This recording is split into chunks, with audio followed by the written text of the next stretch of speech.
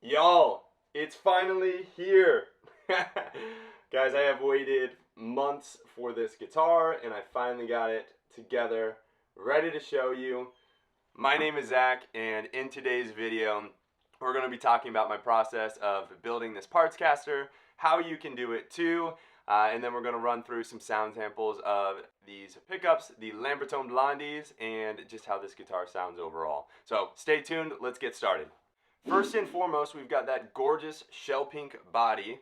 It's going to be made from alder. The entire guitar weighs in just under 8 pounds. I've got a solid parchment F-hole tele pickguard, which is unique.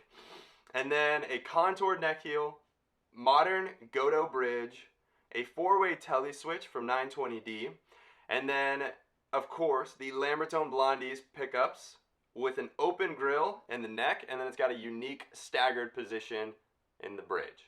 Alright, so let's move on to my favorite part of this entire build, and that's going to be that gorgeous flame roasted maple neck. I actually ordered this from Park Lane Guitars, which I know probably a lot of people watching this video maybe haven't heard of them. I hadn't either before I started this Partscaster process, and let me tell you, I am so glad I decided